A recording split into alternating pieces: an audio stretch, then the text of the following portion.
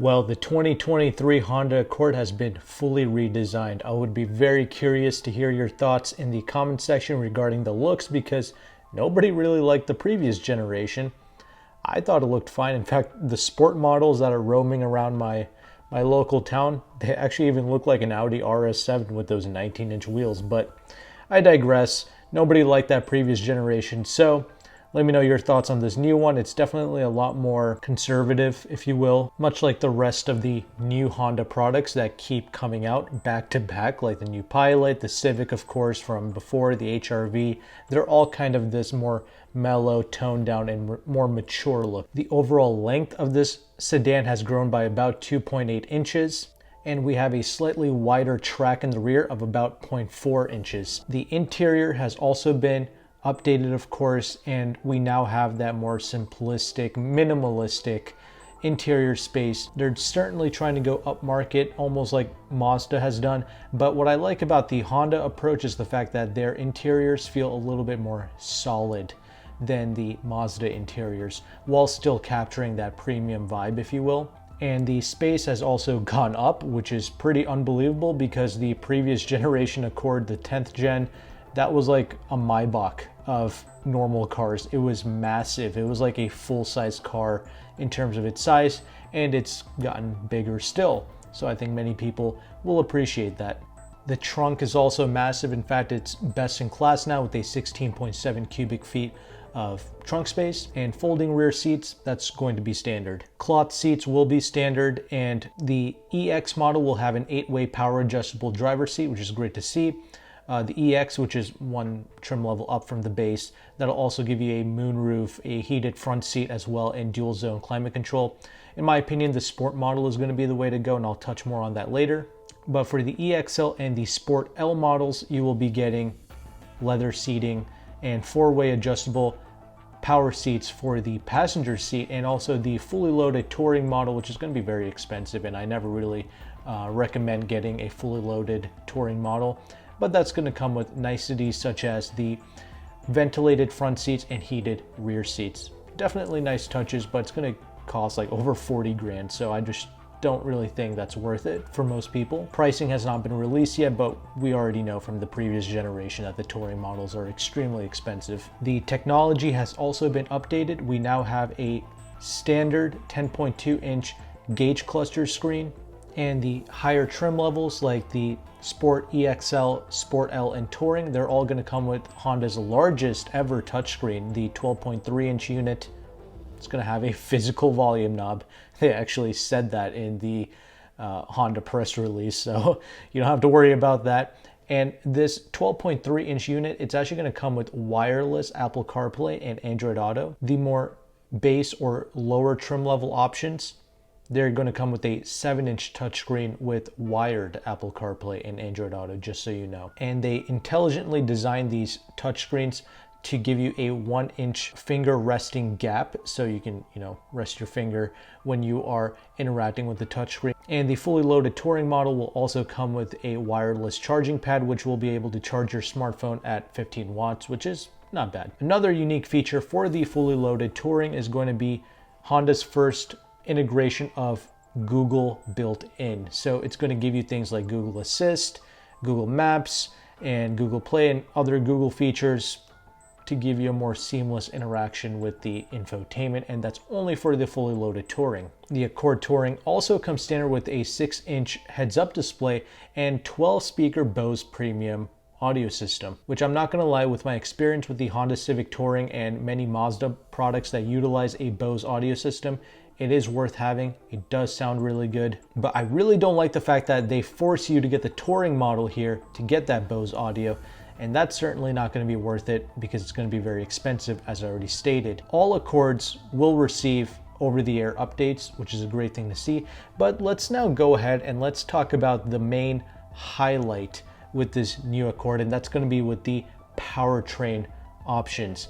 We have here 2 powertrain options that they have unveiled. One of them, you're already familiar with it. The more base model LX and the EX models, they're going to come with the 1.5 liter turbocharged 4-cylinder producing 192 horsepower and 192 pounds-feet of torque. It's going to be mated to a CVT transmission. The manual transmission no longer available. But the Sport, the EXL, the Sport L, and the Touring, all 4 of these models will now exclusively be hybrids.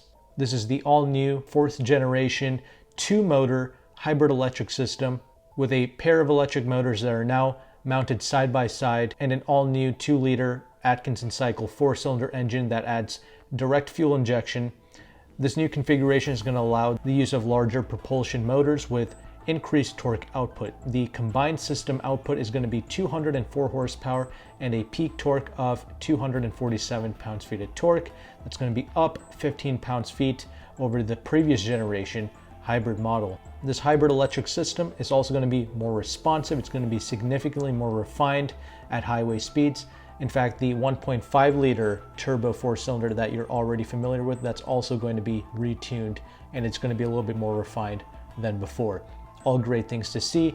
That's what you want out of a 4-cylinder. You want it to be as smooth as possible. There's also going to be a linear shift control with the hybrid, and it's going to help mimic true traditional gears, if you will. A lot of CVTs try to do that. But yeah, let me know your thoughts on this new powertrain. I mean, you know, gone is that wickedly quick 2-liter turbo 4-cylinder. That thing was fast, and with that being gone, it's now being replaced with this new 2-liter hybrid system, 204 horses, 247 pounds-feet of torque. That's certainly not bad. You know, I suppose this makes more sense for most people because fuel economy is what matters with vehicles like this, and the fact that it's going to be even more refined than before, the fact that it's a little bit quicker in the previous generation hybrid, that's all fine things to see. They have not released the MPG numbers for either the 1.5-liter turbo or for this hybrid, but we can assume it's going to be very good. The previous generation hybrid was very fuel efficient. Another thing, I wanted to see the curb weight of this new car, but they haven't unveiled that either, because yes, this new hybrid does produce more horsepower than the 1.5 turbo, but I wanted to see just how much more this would weigh compared to the LX and the EX with that 1.5-liter turbo. Another thing to note, all-wheel drive is not going to be available with this new generation of Accord. Now, there's other key things to discuss here. For this 11th generation Accord, we are going to have a new enhanced global Honda architecture that supports an improvement in ride, handling, and overall refinement. So this is kind of what I was referring to at the beginning when I said that these newer Honda products, these newly redesigned models, they are now going for that more heavy German feel in their driving quality, which I think most people will appreciate. When they go to test drive these cars, I think they're going to have a high quality feel that many people are going to appreciate. As long as it's refined and quiet out on the freeway and it's not getting blown over, and when you take your everyday left hand, right hand turns, as long as the vehicle doesn't feel like it's going to flip over onto itself, I'm totally fine.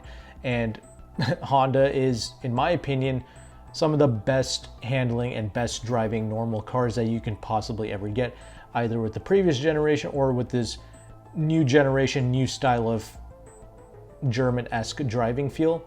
I appreciate both Honda products. I regard both of them to still be top class leading in terms of how it drives and feels. It's going to be utilizing a McPherson strut suspension in the front and a multi-link in the rear. The base wheel option is going to be a 17-inch setup, and then we're going to have 19s on the higher trim levels and 17s on the EXL for whatever reason. Honda sensing is going to be standard.